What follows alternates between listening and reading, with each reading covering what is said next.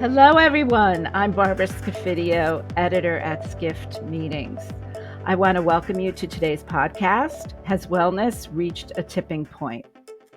Our guest today is Kelly Bishop, Chief Positivity Officer and founder, Wellevate Experiences. And we also have with us Executive Editor of Skift Meetings, Andrea Doyle. Just a quick housekeeping before we get started. Don't forget to follow or subscribe to this podcast. And if you're enjoying the show, please rate us 5 stars or higher and leave us a positive review so we can spread the word about the Skift Meetings podcast. And if you have a moment right now, why not share this with a friend or colleague who's interested in wellness? And I believe that's just about everybody these days. So let's get started. Hey there, it's Seth Borko, the head of Skift Research, and I've got a brand new report that I want to share with you today. It's called our State of Travel 2024 report. It's perhaps the single most comprehensive report we do every year, and the best part, it's free to download right now. We have 350 plus insights in this report with pretty much a chart for basically any sector. Do you need a chart on hotels? We've got that. A chart on airlines? We've got it. A chart on consumer behavior? Guess what? We've got that too. I really appreciate it if you check out our State of Travel report. You can download it now by going to skift.com/state of travel with dashes between every word. So that's skift.com/state-of-travel. Download the report, check it out, and let me know what you think. I hope you enjoy.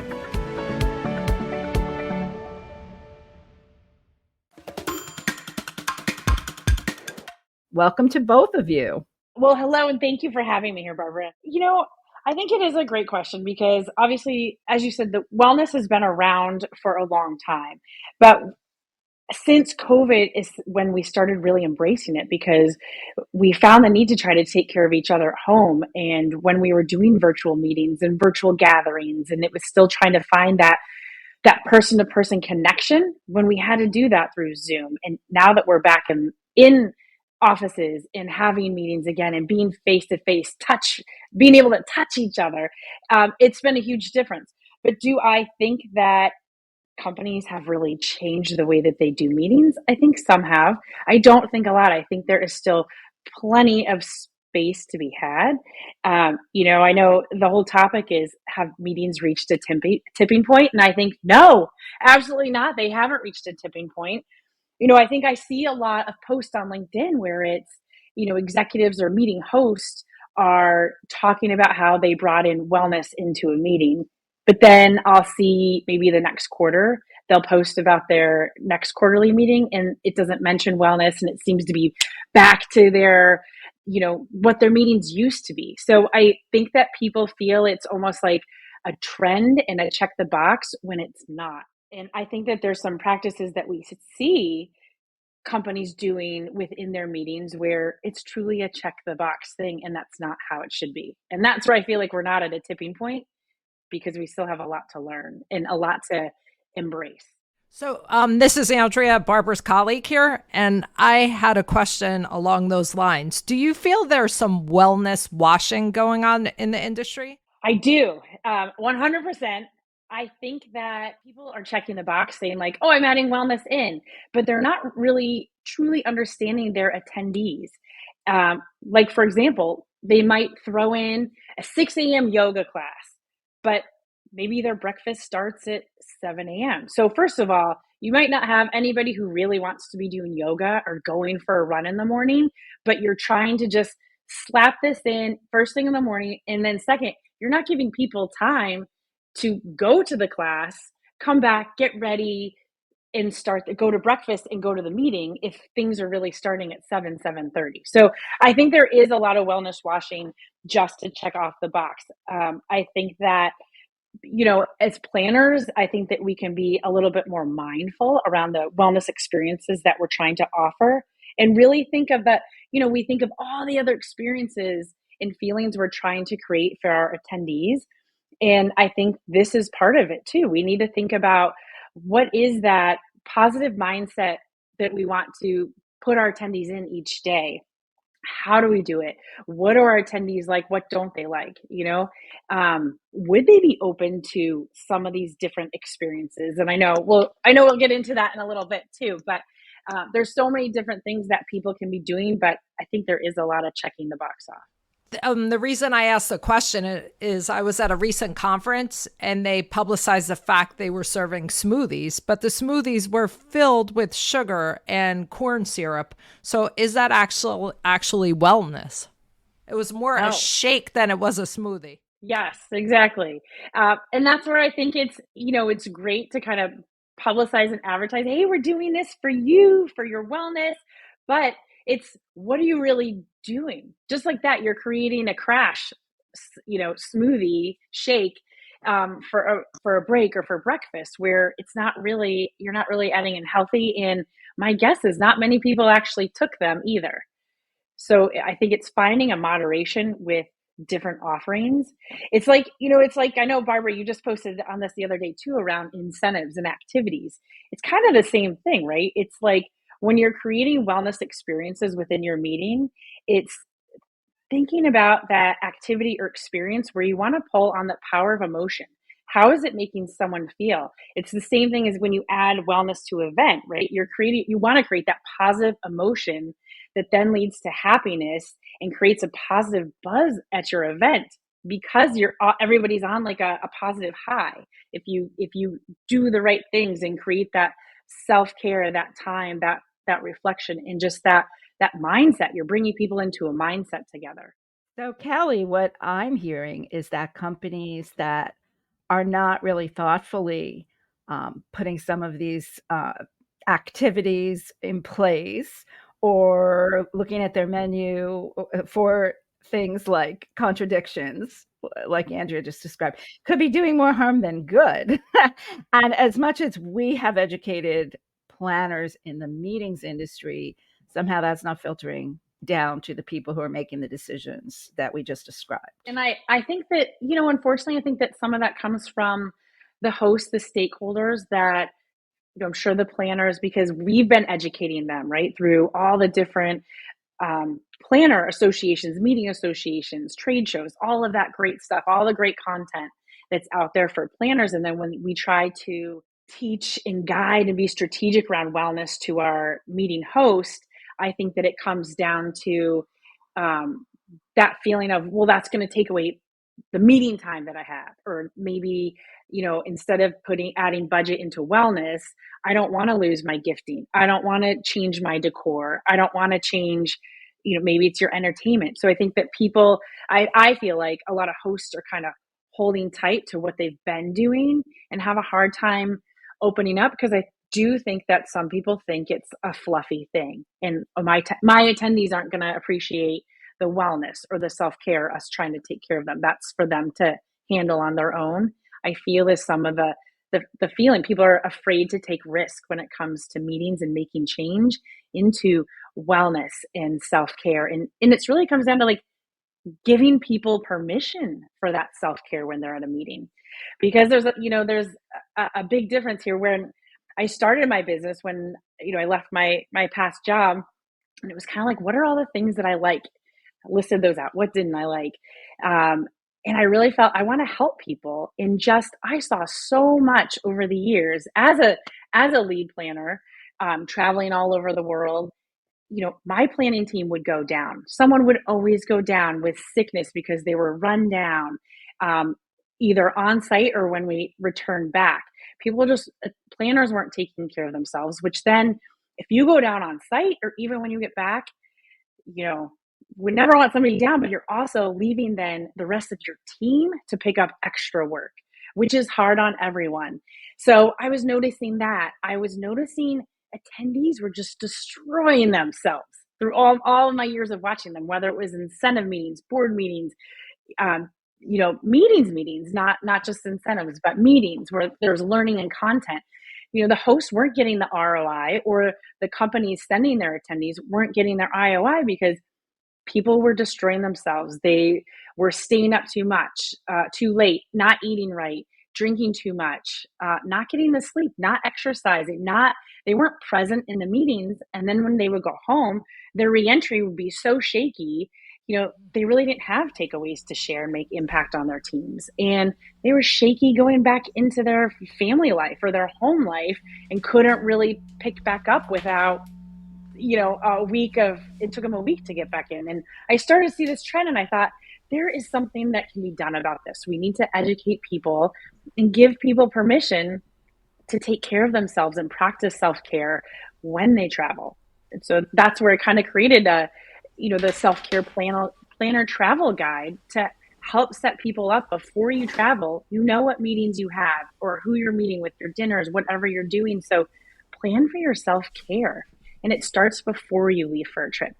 And then it's, that's all personal self-care. But then it's like, okay, what can we do within meetings? How can we make change and how can we make impact? And I think that there's many different ways that can be done. So let's just get a little context here for the audience. We know who you are, but can you talk a little bit about your meeting planner history to share with the audience? Yes, of course. Well, I was in hotels for 10 years as director of catering convention services, kind of bouncing around the different brands. And then I left and I went into a corporate insurance company where I was there for 15 years, leading different event teams. So, I led the incentive team for a while.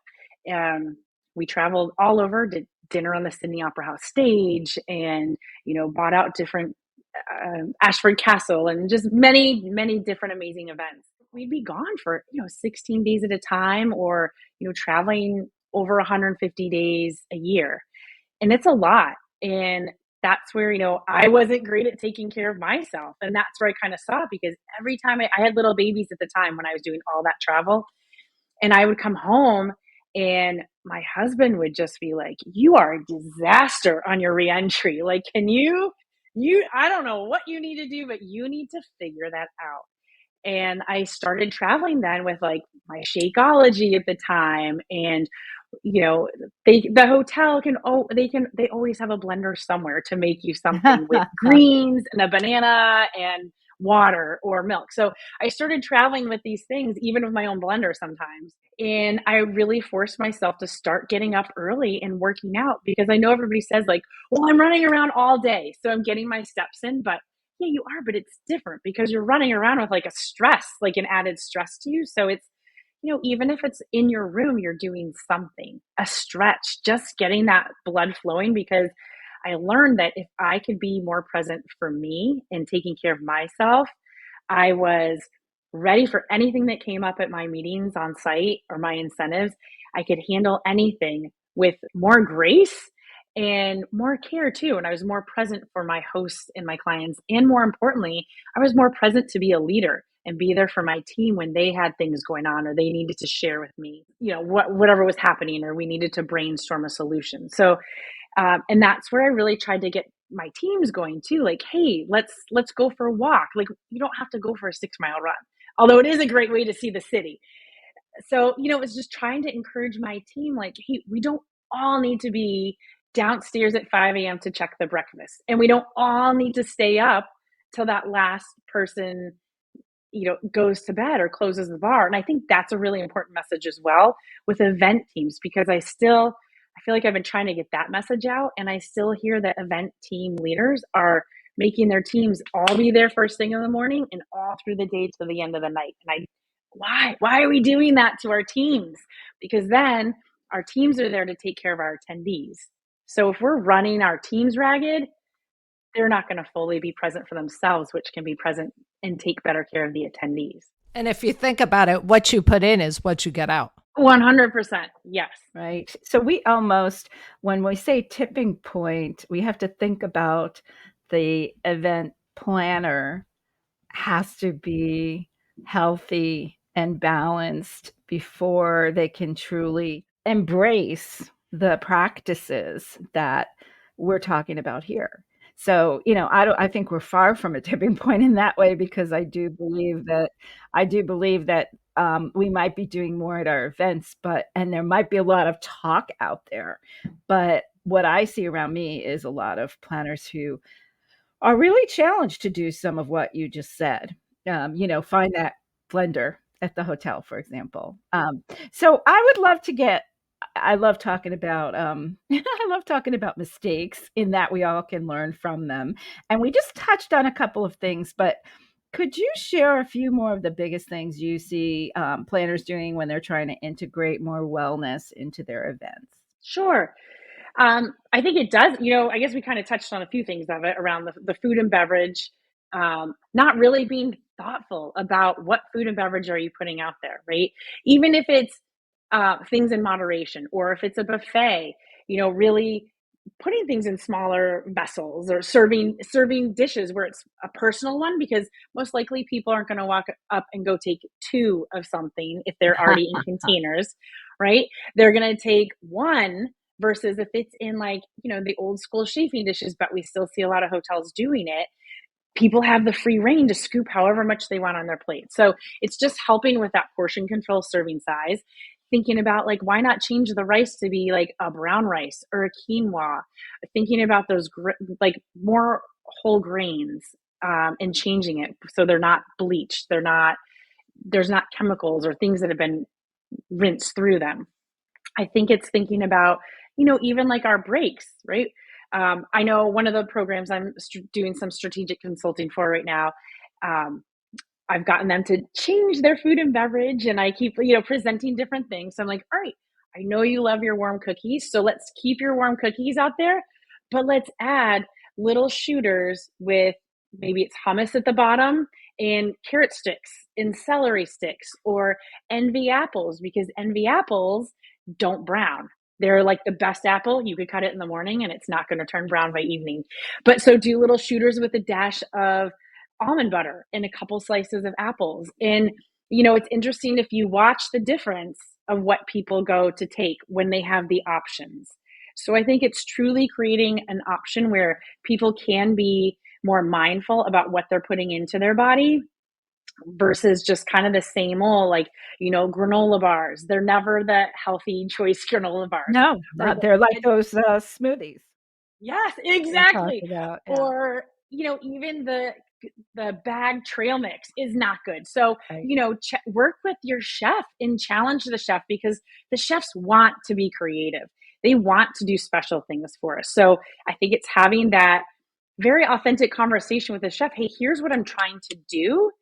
Do you have ideas? What have you been wanting to try that might be a little healthier or different, or bring in that feeling that's not gonna make someone crash after. It's not gonna make someone's stomach, bloat out and get all crazy during the meeting. They're gonna feel good, and they're gonna be able to sleep well at night, because there's not a lot of, like, heavy sauces or garlic and oils and all of that stuff in it. So I think it's having a conversation with the chef of, what can we do to make tweaks to the menu or to different things that we're doing. And maybe it is a trail mix, but it's a make your own. So you can have the M&Ms, the Swedish fish, but then you also maybe have some dried fruit that doesn't have the added sugar to it, and it had, cashews, and spend a little bit more on some of the more expensive ingredients, but that people can then go through and pick what they like and put it together, and truly have kind of that power energizing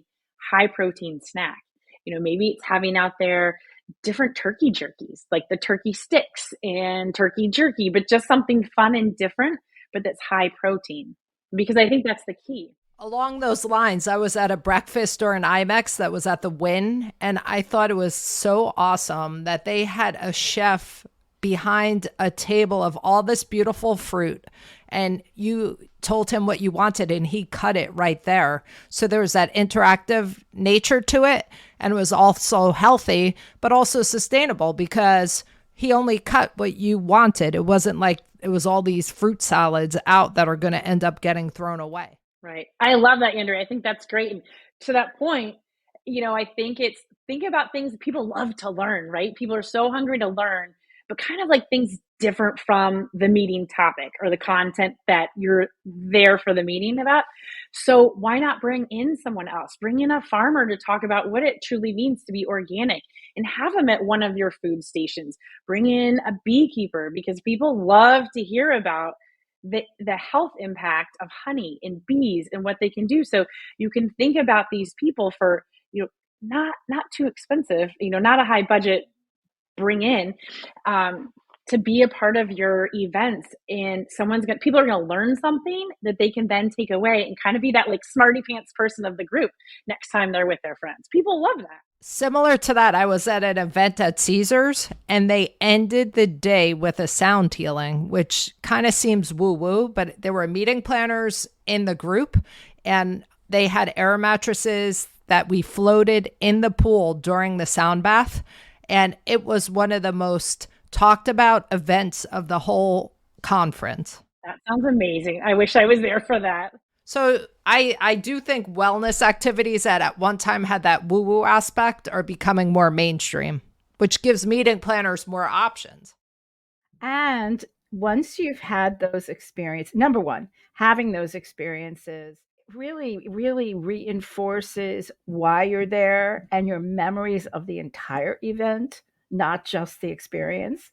But the other piece is once you've been at events that are thoughtfully, have it thoughtfully included some of these elements, if you go to an event that's old school and not thought out and with not a lot of opportunity to be healthy, I think it works against the organizer at this point, because we've all had some of those awesome experiences. So it's almost like you need to get on board.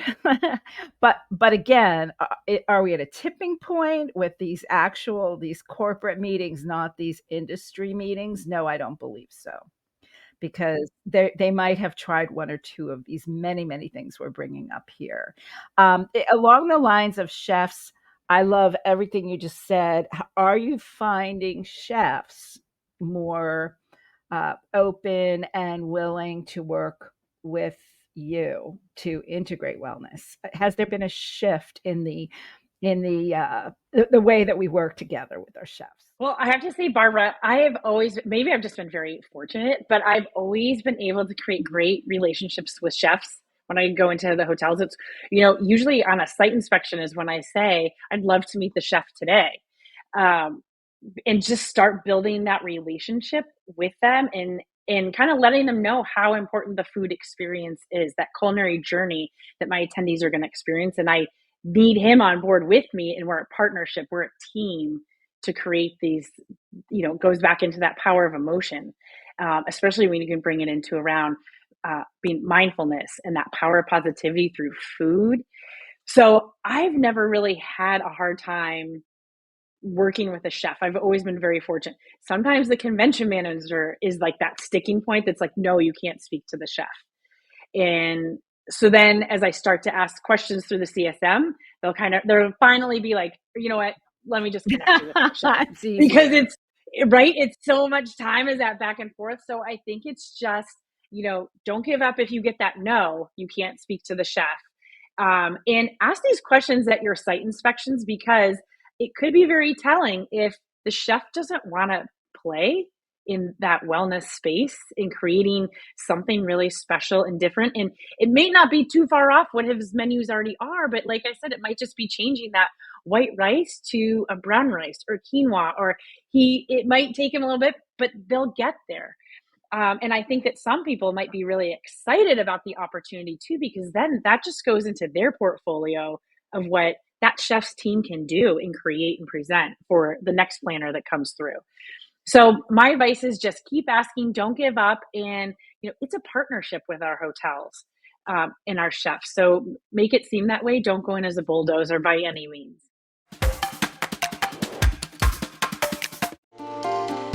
Are you tired of sifting through endless resumes looking for the perfect candidate to fill a leadership opening? Skift Executive Search can help. We have an insider view of the travel industry and can leverage both our expertise and connections to find your next rockstar hire. To learn more, visit skift.com/exec-search or email us at execsearch@skift.com.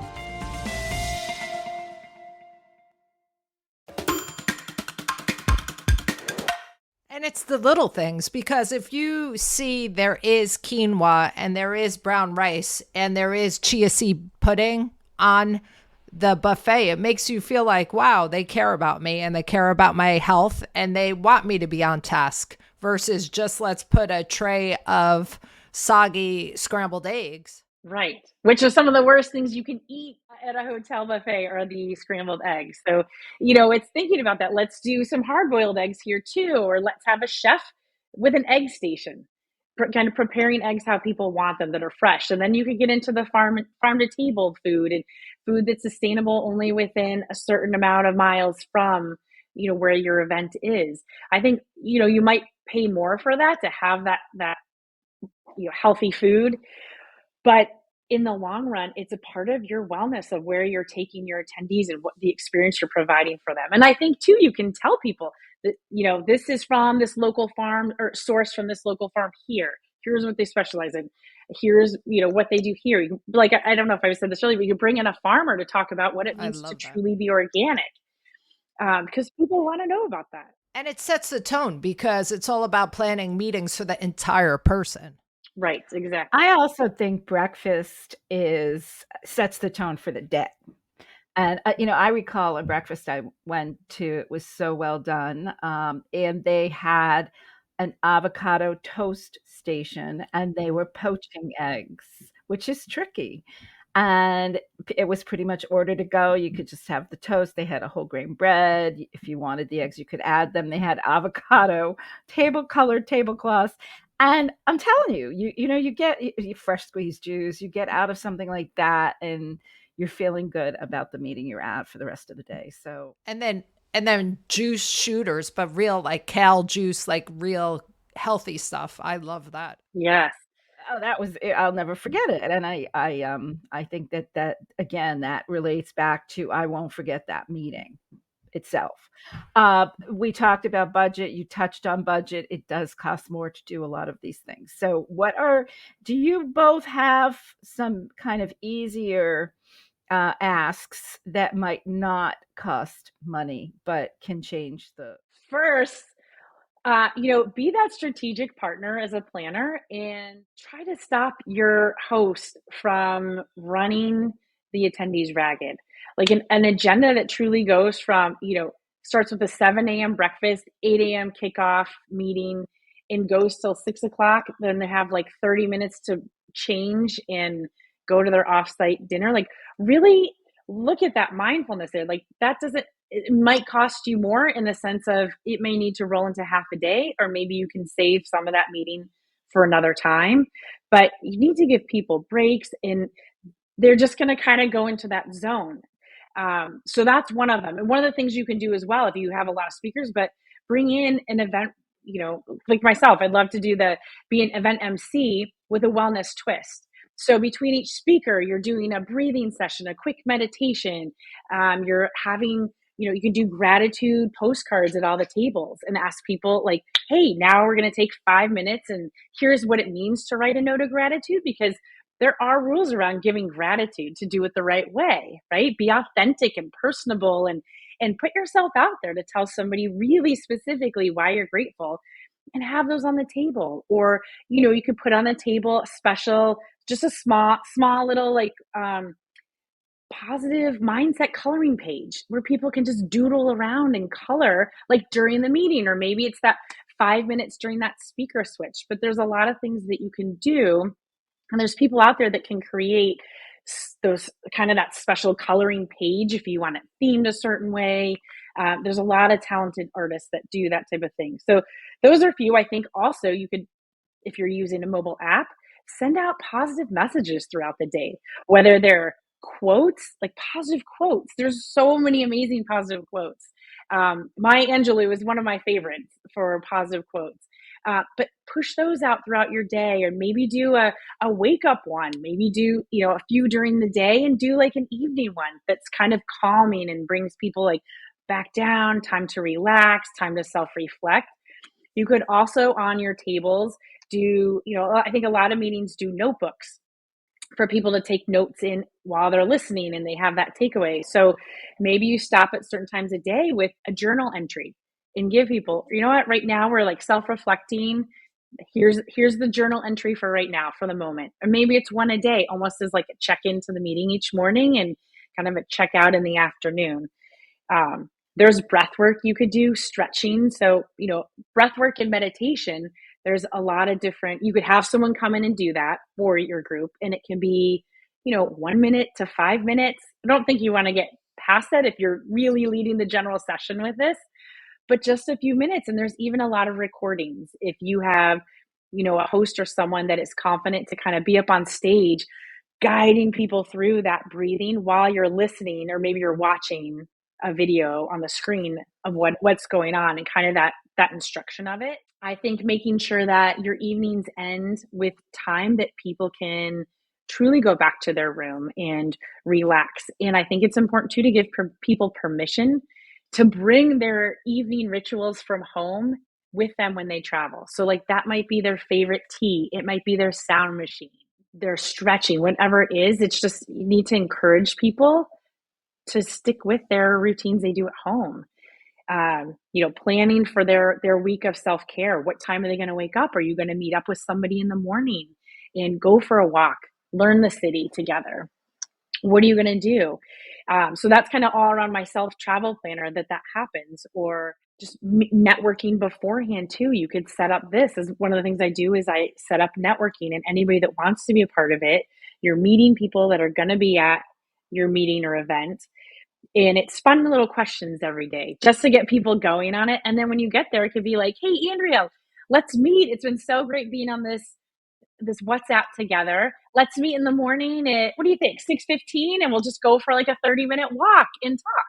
So it's a great way because you're surrounding yourself with people that also have great energy. And I think that is one of the 5 most important things for a meeting or when you travel, is surrounding yourself with people that have great energy and want to share that and feel positive to you, because that's what's going to make you feel positive and keep you going.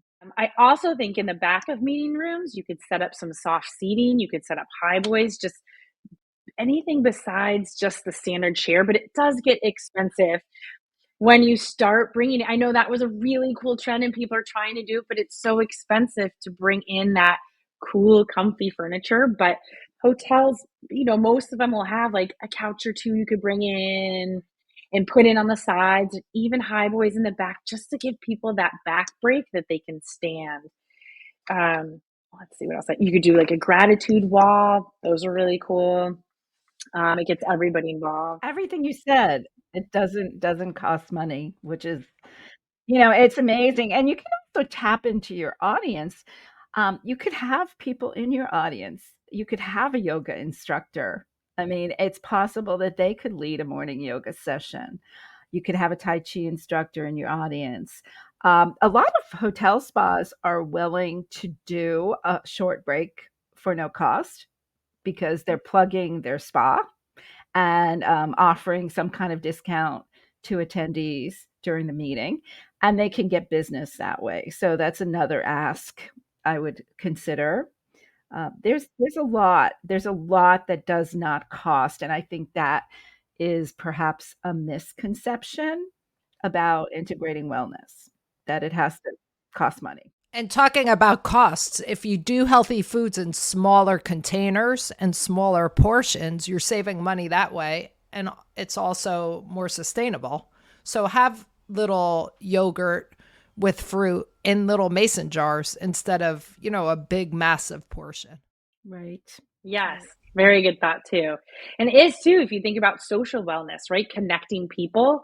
So, having those fun moments where people can laugh or do something silly, like maybe it's getting everybody up at one point in the day and having like a song, and you play it and make everybody stand up and dance. And it's so silly and awkward, but it's fun. And people will remember that. And it just sends out that positive vibe. So it's thinking of fun icebreakers to do with people, just fun things. Maybe it's doing an affirmation, at the tables with each other or to your own self. But I think it's that social wellness is a big part of it too. And that stuff doesn't cost. It can cost if you want it to, but that's stuff that you can come up with on your own. It's just a matter of being able to integrate it into your meeting agenda and getting that host on board. I was at a meeting and there was 10 minutes of laughter yoga. And when I read that, I couldn't understand what that was. And do you know, it was one of the most memorable experiences of the meeting, and it changed the whole energy in the room. Everyone was smiling from ear to ear. Yes, it really does. And there's a couple companies out there that are really good at that. Clown Cardio is one of them. The Party Scientists, they're out there doing fun and different things to bring that social wellness together and bring people together and have fun and have that laughter, because that goes along with that food, right? It creates that power of motion. It sets the tone. And people feel connected. I have some more other ideas that people can do. Great. So, I think that self-care when you travel and creating that positive mindset, it starts with people's out of office when they go to meetings. But I think it's up to companies or the meeting organizer to kind of take that and create a culture out of it. And it's right. It's not that typical, like out of office, like I'm out of the office, leave your name and I'll get back. Or you know what I mean? Write me a message. I'll get back to you on next Thursday. If you need immediate assistance, here's who to reach out to. Like, no, tell them like what you're excited for, what you're going maybe what you're going to learn or what your hope is and where you're going, because it might spark that emotion with a reader who's then going to be really excited to hear back from you. And it already links the conversation piece and the connection between you and maybe it's that next salesperson that you're trying to make a sale with or create a connection with. So I really think it starts with your out of office and shaping that to be a personal out of office of where you're going, what you're doing, what your hope is for that. Just something a little hook for the reader. I think that makes a difference. And I think also just, thinking about neurodiversity and including everyone, being inclusive to all, I think is so important. And that's also another piece of that wellness and that social wellness, that positive mindset, making everyone feel Right. welcome. That was actually my next question. I'm sorry. Was what about, no, I mean, it was good timing. What about mental health, attendee mental health? We talk about this a lot in the meetings industry. Again, I don't think we've nearly reached a tipping point.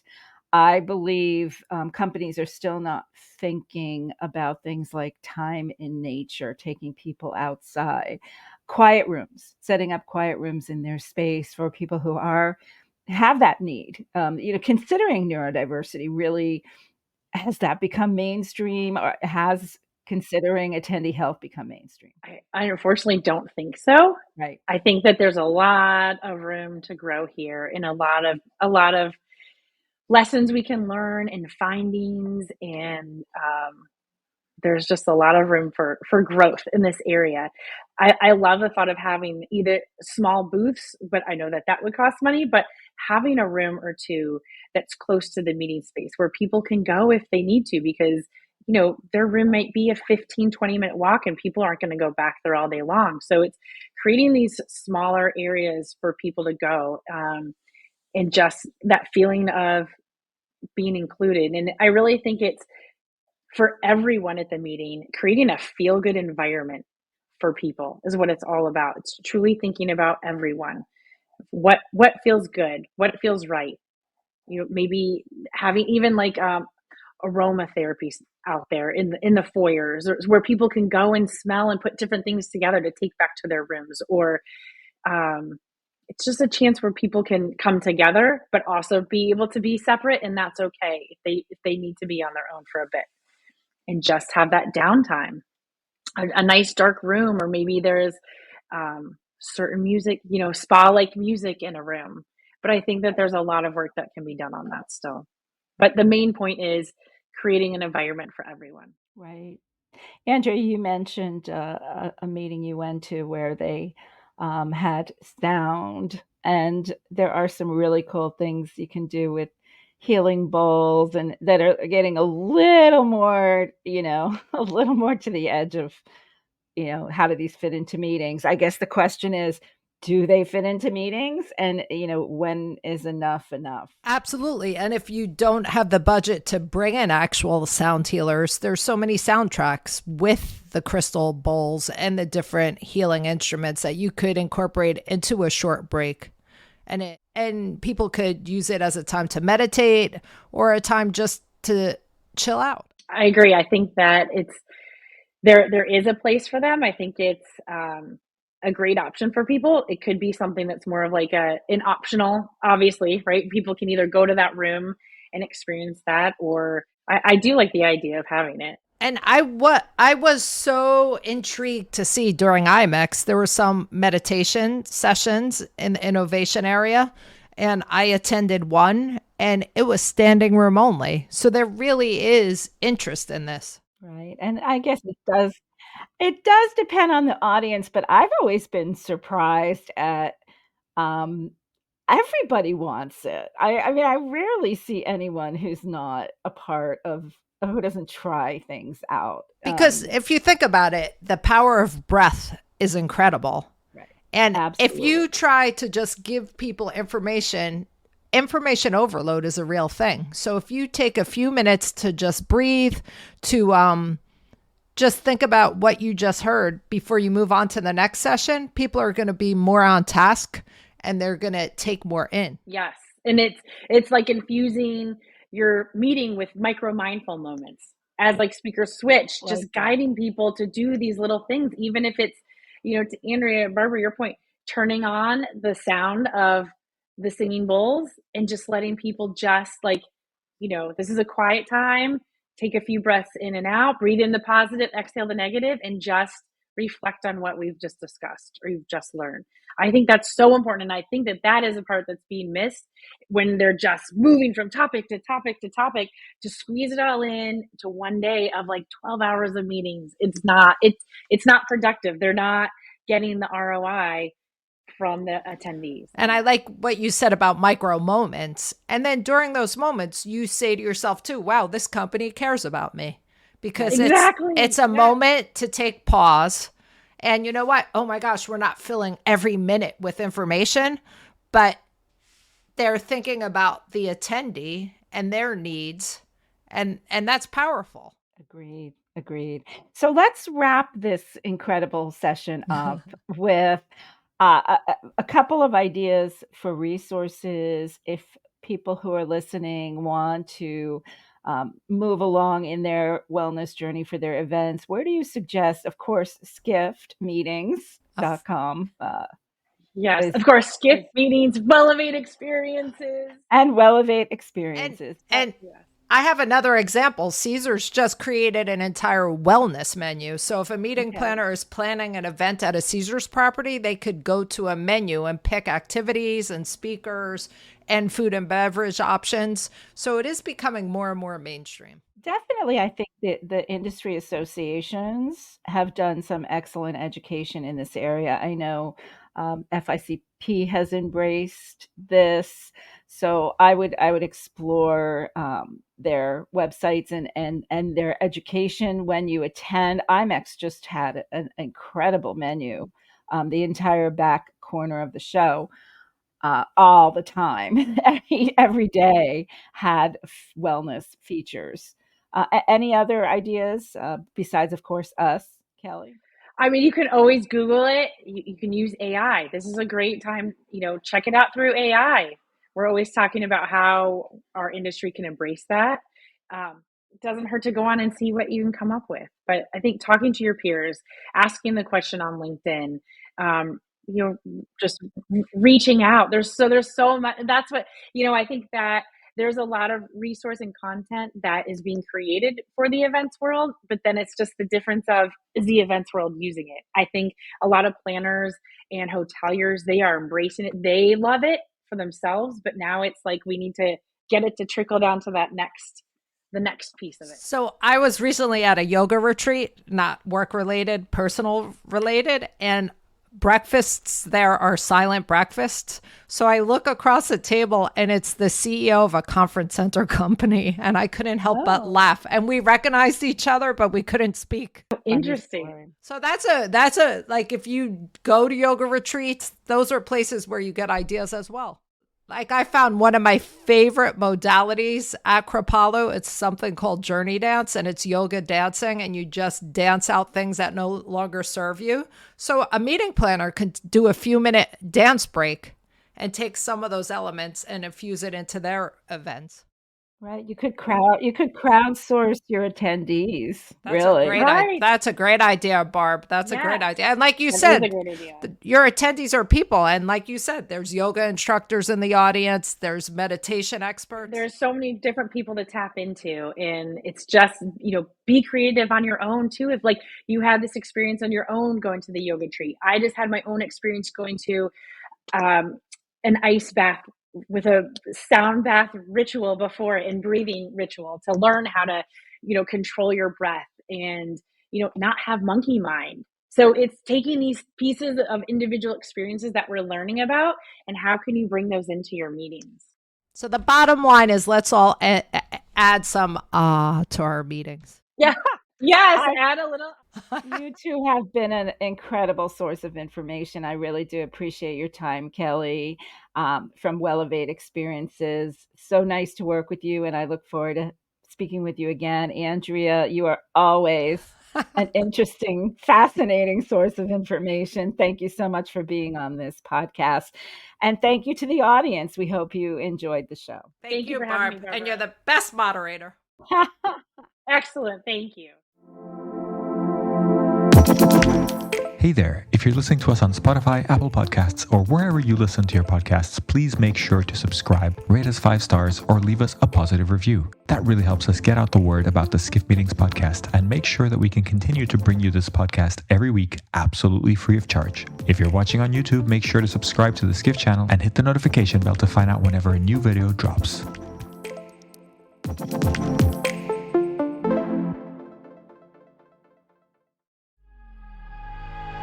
Want to reach the most influential audience in travel? SkiftX helps brands solve problems, create unforgettable moments, and communicate big ideas through content, research, and event activations. Learn more about how we can help you at skiftx.com.